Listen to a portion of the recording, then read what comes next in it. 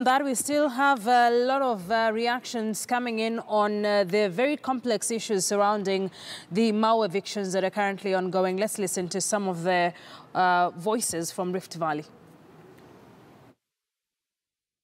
Well, the geopolitical situation in Mau Forest is one that has drawn political debates, political conversations, as well as conservationists pointing out that there is need actually to make do or to, to make sure that the conservation efforts in Mau yield fruits.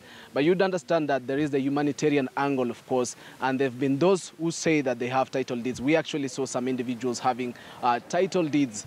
You'd remember now that this is an operation that County Commissioner of Narok, Mr. George Natembeya, saying that this time round, Mau Forest is not available for settlement. Of course, there have been those who've gone to court in Nairobi, presenting those title deeds that they have, saying that why in the first place were they issued with the title deeds if they were going to be flushed out of the Mau? So, of course, this is something that is really complicated. It is something that is, is right at the doorstep of Deputy President William Ruto. Of course, you'd remember that in the coalition government, former Prime Minister Raila Odinga was the one, who pointed out the point of flushing out people, illegal encroachers or other people who encroached Mau Forest. That costed him a big deal in 2013. So without wasting much time, let's just listen into the legal perspective into this. And I'm joined by members of the LSK in Nakuru this afternoon to just give us a perspective into this, what they read into this. A very good afternoon to you, sir, and many thanks for joining us today. There have been individuals who have title deeds in Narok. Whether they are illegal or not legal, that is up to the court to decide.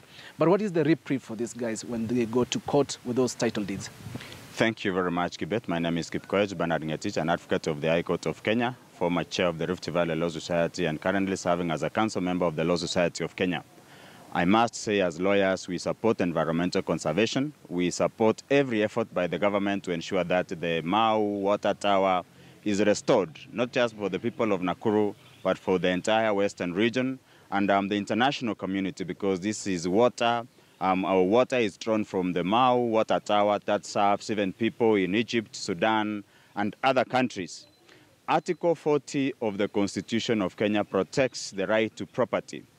If investigation is carried out and it is found that the people who own titles in the Mau water catchment area, Mau water tower, they acquire their titles in a legal manner, they acquire the same procedurally, then under the Constitution, if they have to be evicted, and perhaps looks like this is the only thing that has to be done for conservation to take place, then they have to be compensated properly under the Constitution and the Land Act. I doubt whether much success would be made because of total absence of goodwill from state actors as well as the victims themselves. If there was concert in a manner of resolution, then definitely would come up with a result.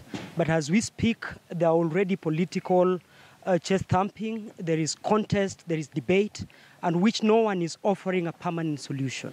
The first order of the day would have been to, one, determine where the boundaries are. As said by my learned colleague, the lines, if known, then we would know where people should get in and where they should not go to. Secondly, if these titles are there, call the individuals, have a register, have a map, have a master plan, demarcate where they are currently staying, determine where they ought to have been and where they ought not to have been.